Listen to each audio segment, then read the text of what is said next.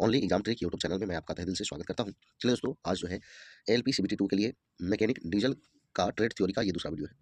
और आज का जो वीडियो है ये बहुत ही इंपॉर्टेंट है और ये जो बुक है ये आपका बेसिक बुक है। सारे प्रश्न इसी बुक से आते हैं, तो देखिएगा, ये जरूर एक बार रिवीजन करके जाइएगा सारे वीडियो को। तो स्टार्ट करते हैं। देखिए, आज हम लोग कौन से चैप्टर को करेंगे। तो आज अपना चैप्टर जो है माप की प्रणालियाँ, ये जो है आपका चैप्टर है और इसी को अ, हम लोग करेंगे। इसमें जो है जो भी प्रश्न होंगे सब एमसीक्यू के रूप में होंगे। तो चलिए स्टार्ट करते हैं पहले प्रश्नों से। ये पहला प्रश्न क्या कह रहा है कि कंपोनेंट की माप लेते समय क्या निर्धारित किया जाता है। तो इस समय जो है वास्तविक साइज निर्धारित किया जाता है। ऑप्शन बी हो जाएगा आंसर। किसी सरफेस की फ्लैटनेस और स्क्वायरनेस चेक करने के लिए निम्नलिखित में से किस इंस्ट्रूमेंट का प्रयोग किया जाता है। तो यह जो है ट्राई स्क्वायर। तो ऑप्शन ए हो जाएगा आंसर। आगे देखिएगा, 3 नंबर क्वेश्चन है, निम्नलिखित में से कौन सा प्रयोग ट्राई स्क्वायर के लिए नहीं है। मतलब कि किसको मापने के लिए ट्राई स्क्वायर का प्रयोग नहीं किया जाता है। तो समकोण मापना है तब इसका प्रयोग नहीं किया जाता है, बाकी ये सारे में किया जाता है। स्टील रूल की सहायता से कम कितनी माप ली जा सकती है। स्टील रूल की सहायता से कम कितनी माप ली जा सकती है। तो यह जो है 0.50 mm। ऑप्शन डी होगा आंसर। ट्राई स्क्वायर के द्वारा किस कोण की चेकिंग कर सकते हैं। तो इसके तहत जो है 90 डिग्री का चेकिंग कर सकते हैं। मीट्रिक माइक्रोमीटर में एक पूर्ण चक्कर में थिम्बल आगे बढ़ता है। थिम्बल आगे बढ़ता है तो ये जो है 0.50 mm। तो ऑप्शन सी आंसर होगा। आगे देखिएगा, वर्नियर वेवल प्रोटेक्टर का लिस्ट काउंट होता है। लिस्ट काउंट होता है तो इसका आंसर जो है ऑप्शन बी हो जाएगा। आगे देखिएगा, मीट्रिक माइक्रोमीटर का लिस्ट काउंट होता है तो ये जो है 0.01 mm। आगे देखिएगा, एक आउट साइड माइक्रोमीटर में नेगेटिव एरर एरर है, सही रीडिंग ली जा सकती है। सही रीडिंग ली जा सकती है। तो देखिए, इसका आंसर जो होगा वास्तविक रीडिंग में नेगेटिव एरर को जोड़कर। तो ऑप्शन ए आंसर हो जाएगा।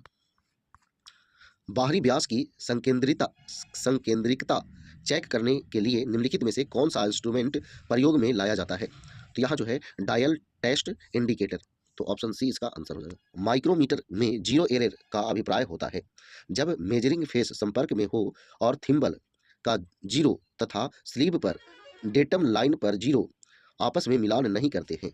आपस में मिलान नहीं करते हैं। तो यहाँ आंसर जो है आपका ऑप्शन डी हो जाएगा। आगे देखिए, टेपर के कोण को परिशुद्धता में मापने के लिए निम्नलिखित में से किस इंस्ट्रूमेंट का प्रयोग किया जाता है। किस इंस्ट्रूमेंट का प्रयोग किया जाता है। तो vernier bevel protractor. Option C answer हो जाएगा। वर्नियर कैलिपर का लिस्ट काउंट होता है। का लिस्ट काउंट होता है तो 0.02 mm। माइक्रोमीटर में रैचेट स्टॉप सहायक होता है।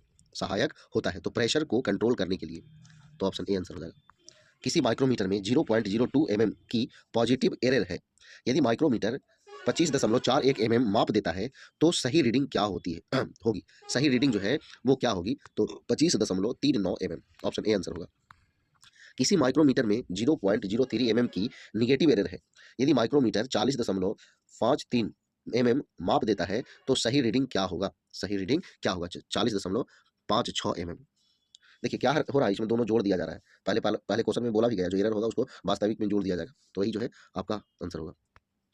आगे ये 17 नंबर, यदि किसी आउटसाइड माइक्रोमीटर के थिम्बल डिवीजन की जीरो ग्रेजुएशन डेटम लाइन से नीचे रह जाती है जबकि माइक्रोमीटर के मेजरिंग फेसिस में परस्पर संपर्क में है, तब एरर होती है। तब एरर होती है तो नेगेटिव होती है।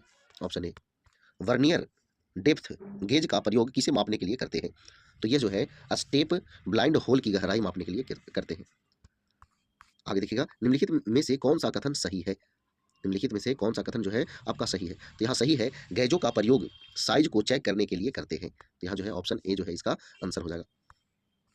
आगे देखिए, किसी फीलर गेज का प्रयोग किया जाता है। किसी फीलर गेज का प्रयोग किया जाता है तो मेटिंग पार्ट्स के बीच गैप चेक करने के लिए। तो ऑप्शन जो है बी आंसर होगा। सेंटर गेज का प्रयोग किया जाता है। सेंटर गेज का प्रयोग किया जाता है तो सही सेंटर हाइट पर लेथ टूल को सेट करने के लिए। तो ऑप्शन ए जो है इसका आंसर हो जाएगा। गेजों की धातु होती है तो गेजों की धातु जो होती है एलॉय स्टील की होती है। तो ऑप्शन सी जो है इसका आंसर हो जाएगा। थ्रेड रिंग गेज का प्रयोग किया जाता है तो यह जो है बाहरी थ्रेड्स को चेक करने के लिए। तो यहाँ ऑप्शन ए जो है इसका आंसर हो। कह रहा है निम्नलिखित में से किस गेज का प्रयोग ऐसे सिलेंडरों को चेक करने के लिए किया जाता है जिन्हें वर्टिकल या हॉरिजॉन्टल पोजीशन में रखा गया हो? तो पायलट गेज, पायलट गेज। आगे देखिएगा, मेटिंग पार्ट्स के बीच क्लियरेंस को मापा जाता है, क्लियरेंस को मापा जाता है तो फीलर गेज द्वारा। तो ऑप्शन सी इसका आंसर होगा। साइन बार स्टैंडर्ड साइजों में पाया जाता है, निम्नलिखित में से साइन बार का कौन सा स्टैंडर्ड साइज नहीं है? तो कौन नहीं है? तो 300 mm ये नहीं है, बाकी सब है।